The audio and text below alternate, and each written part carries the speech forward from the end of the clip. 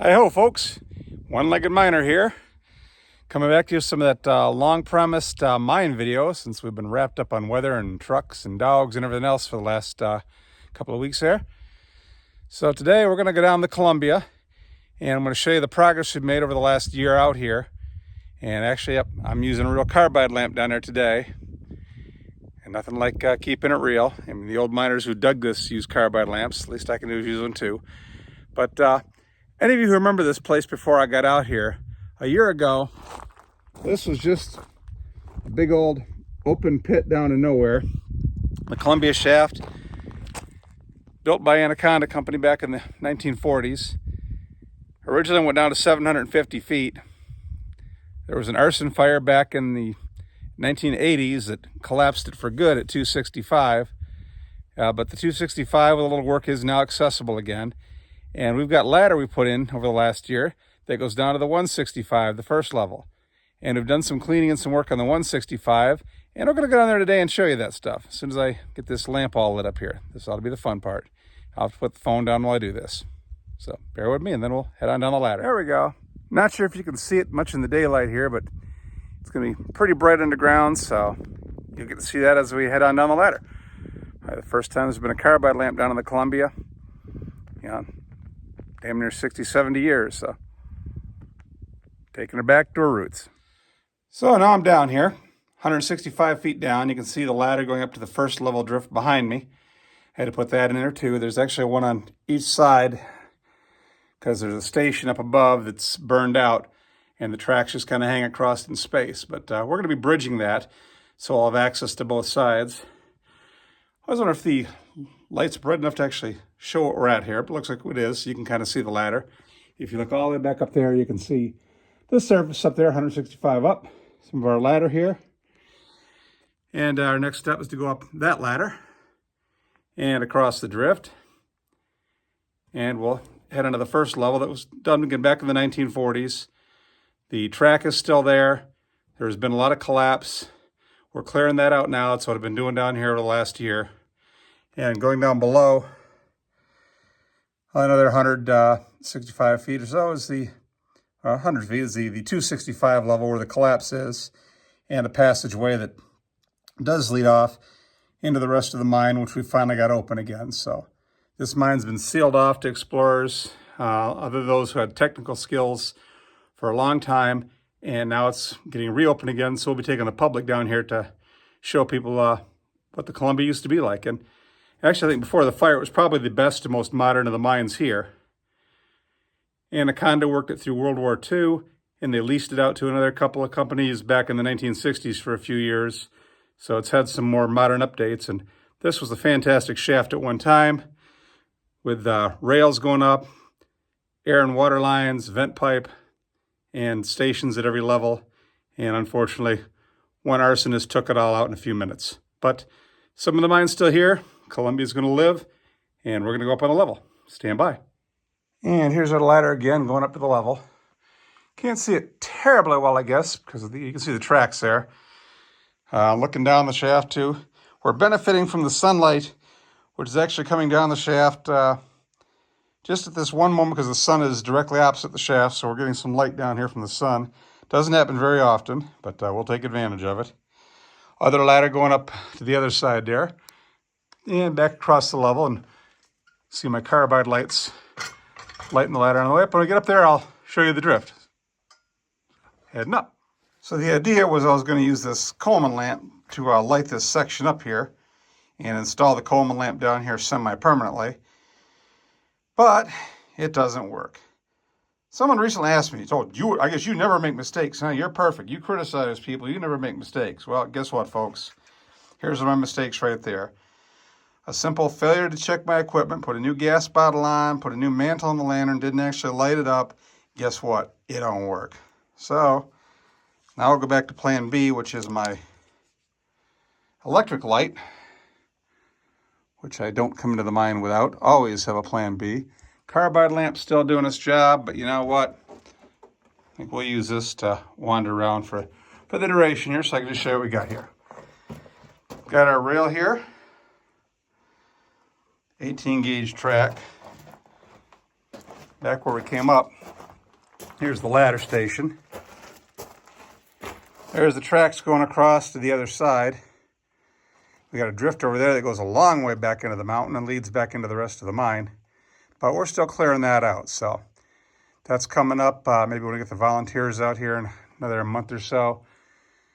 But got plenty of time, so it'll happen when it happens. You can see the rock up here is all, charred and scored from the fire, and unfortunately pretty loose. So got to be careful back in here. But as you come a little further away, you start to get out of the fire zone, and the rock gets a little more solid overhead. This station here, or this drift here, isn't a very extensive one on this side of the track. We do have some timbering over here. Let's see if we can get up in here. Now, this spot was a mess. Some of you have seen this, either on your own or you're down here with me earlier.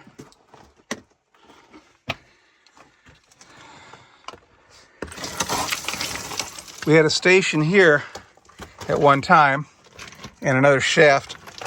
One of the old shafts of the mine. Then I'm going to put a foot in here so I don't watch what I'm doing.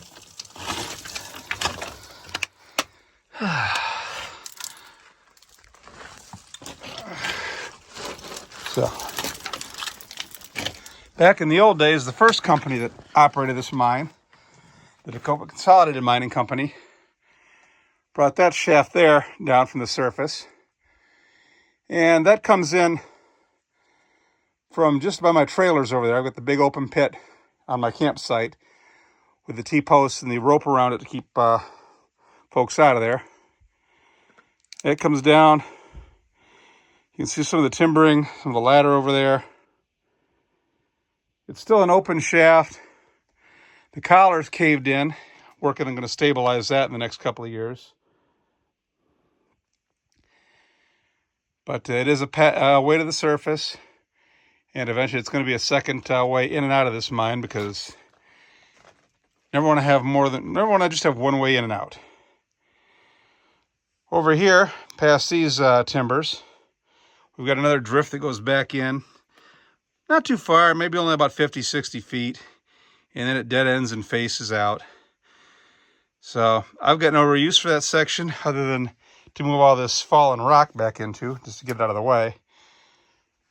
Now, when I originally came down here a year ago, there was a huge boulder sitting across, this timber set and some of this over here that had fallen off the back up here. You can see where the rock is kind of clean here and not soot covered, because there'd been a big boulder sitting up here, and it peeled away and come down, was sitting here on these timbers, probably weighed 5-6 tons, and it was just hanging there waiting to crunch anybody dumb enough to actually crawl under it to try to get to and from that shaft. Well, not being able to let things lie, I decided I wanted access to this area and that shaft. So we had a really good blaster from San Bernardino came over here last year when we had our volunteer weekend back in October. And he fired some charges down here, some of the first charges fired in this mine since the 40s, or the 60s. I'm still looking for records on that contractor. And he reduced that 6-ton boulder to, I swear to God, 600 tons of gravel. And we've been down here moving that stuff on a slow basis. Fortunately, it shattered most all of it's, liftable by hand or shovel. So we've gotten a lot of it out. It's either getting backfilled down that section or pitched down the remains of the old shaft over here, which I'll try to get on and show you.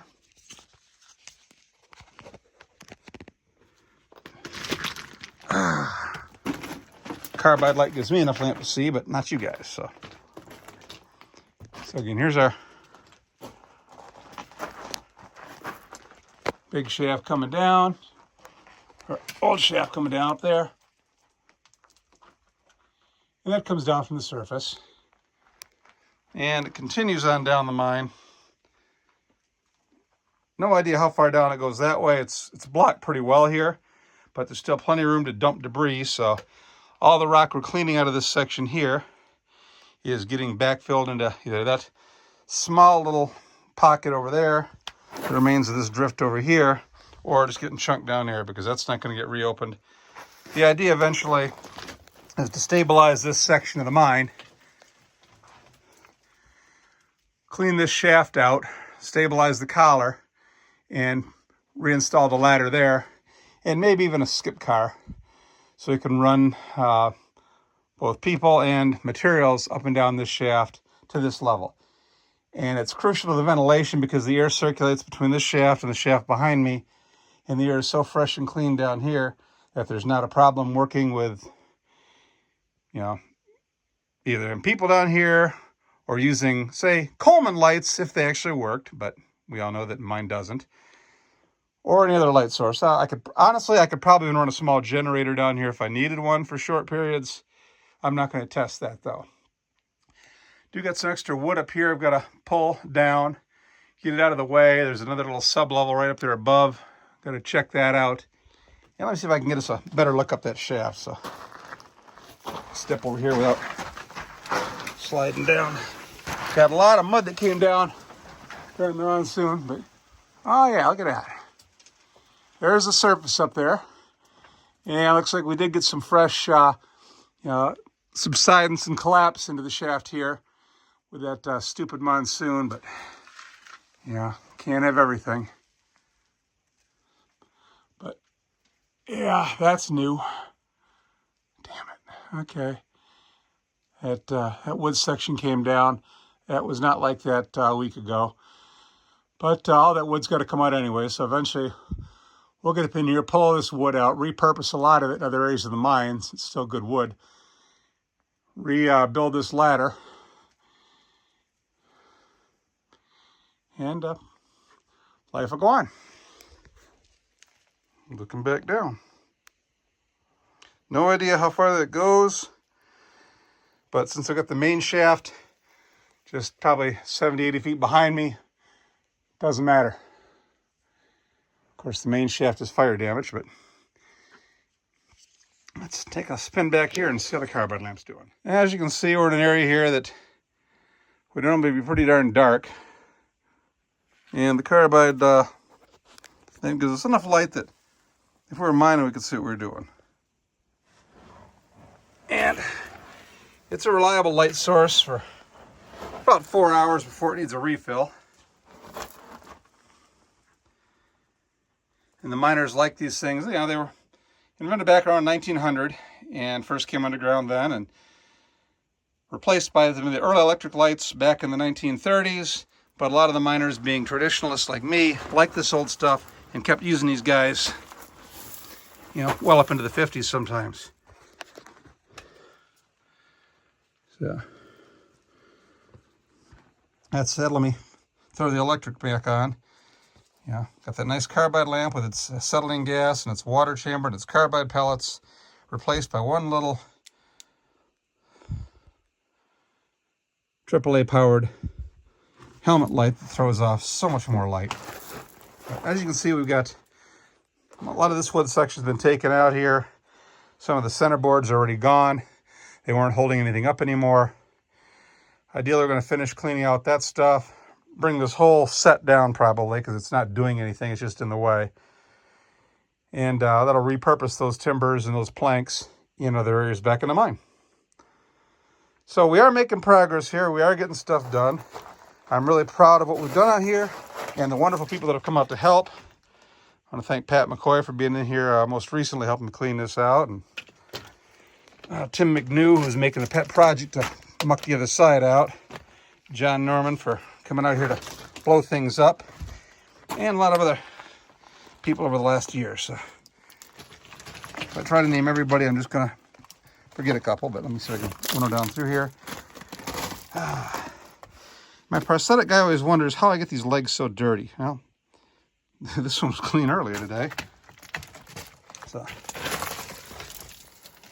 beautiful old timbers here. She's still got the bark on them. It was kind of an anaconda thing. Whereas TCM had nice squared off plain timbers. Anaconda just used tree trunks. But they got the job done and they're still holding. watch this down here. There's just a small drop into the shaft below. So, I'm not step down in there again. Nails, probably different to hold up somebody's coats or what have you. Back in the 40s, somebody my grandparents' age would have done that, and my grandparents are gone. So, a lot of history down these mines, and I'm going to do what I can to save it. So, for that, I've been blessed with the help of a lot of you coming out here to donate labor or sending a donation. It all helps. I'm grateful. Every little bit makes a difference. That's going to stay here until I come down to the backpack to haul out. I'm not going to carry it back up the ladder. And in future videos, you will see more over there on the other side. See if I can throw some more light over there. Yeah. Track goes across, goes around a corner. We've got another collapse where we did some more blasting. And past that, we've got a beautiful drift that goes well back in and connects to the lower levels and climbs up into some higher stoping with a lot of artifacts. That's an area that a lot of that stuff has still got the scorch from the original fire, hasn't been messed with by anybody. So it's like a time capsule back there. Beautiful area, beautiful mine. I think the Columbia probably would have been the biggest and the best of the mines here had it not been for the arson. But given enough time and money, we'll still get this cleared out so people can come and visit and see. And it's not all safe down below. In fact, most of it's not. But given enough time, we'll take care of that too. So now it's time to head back up. All right, well, I'm back down the ladder here. Back out of the drift. Look at the shaft again below us. Let's see if we can throw some extra light back on there. Goes down a ways. That one leg is just getting dirtier and dirtier and more rocks and gravel inside. A fact that I just got yelled at for by my prosthetic specialist earlier this week. Oh, clumsy me. Let's see. Time to cross over this air pipe, which at one time used to pump ventilation air down to the mines, to the workers hundreds of feet down. Now it's just in my frickin' way. But we'll deal with that one of these days. And some more of our new ladder taking us back up. Doesn't look too far up there, but that actually is, 165 feet. That's 165 vertical feet. With the incline, it's a little steeper than that, or a little longer than that. But brand new ladder built and put in this year. And one of just many to come. So let me put this stuff away and start climbing. So that was the Columbia there, folks, the Columbia shaft, rather. And the purpose of going down there was twofold. One, to play with the carbide lamp and install that non-functioning Coleman lantern down there. Excuse me if I catch my breath here. I swear the ladder gets longer and steeper every time. But I also wanted to see what damage we got from the storm. And it did get a little, as you saw, or as I pointed out, in the main shaft, the old one, we got a bit of a collapse back in there, not blocking, just some cribbing that came away with some of the mud that came down. We'll clear that out in a couple of extra hours, not that we don't already have countless hours allocated to that project when we start. And this section here, I did have a bit of an erosion on the collar there, so I had some mud that dropped down into the ladder, just loose stuff, not rock, just surface mud, and a trail of muddy water that ran down almost to the 165 right down the left side of the ladder. So it did take some water down in there, not enough to cause me any grief, but it did make it a little muddier, and got to clean that ladder off. But it's mine maintenance. Now stick with me. Eventually I got to go over and check the Grant, the Noonday, and the War Eagle, and I actually expect all three of those to have significantly more water damage, as do the roads leading to them. So I'm in the market for a grader right now, or if anybody knows anybody who has a grader and wants to loan it out as a contribution to the project, I'll fund the diesel fuel. Bring it on out. I'll buy a nice steak dinner and steak and beer in Tecopa too when they're open. Free commercial, Eric. Remember I did that for you. Anyway, time for me to head on back over to the camp, put this lamp out. It served me well, but again, that's 19th century technology, so I don't want to rely on it 100%, although it kicked off enough like that I could see what I was doing the whole way. Just not enough for you folks on the camera to see, so. The old tech does work, but then again, I've always been a typewriters over computer guy, and I was officially the last cop at my station to give up the Crown Victoria, and then not without a fight. You keep those stupid chargers. Anyway, one-legged miner's gonna head back off to the camp here. Sign in again. If you like, please like and subscribe. I really need that, so more subscribers are better, more likes the better, and humor me watch the commercials, because it does fund this. Oh, and by the way, on my last video, I made a remark about going to sell this dog here, Cleopatra, as she's barking and acting a fool when I'm trying to video something. And a lot of people got really upset. How could you sell that dog? How could you put a price on a dog like that? You shouldn't have a dog if you're going to sell it. Folks, I'm kidding. I'm not selling this dog. Cleo's family. Cleo's my gal. Cleo's got a forever home right here. She's a rescue we took in about a year ago. And she's got some rough edges because her first year in foster didn't exactly, do her a lot of credit there. But she's my girl now, and she's staying, aren't you? Hey, she's camera shy. And same goes for this one over here. Merida, Ree, come here. Ree here is also, my dog forever. Another rescue. Both these girls come out of Louisiana, and ain't nothing could ever convince me to part with either of these dogs or mistreat them. So I make kid about selling them, joking them, trading them for a goldfish and flushing the goldfish, dropping them off at the Chinese restaurant, etc.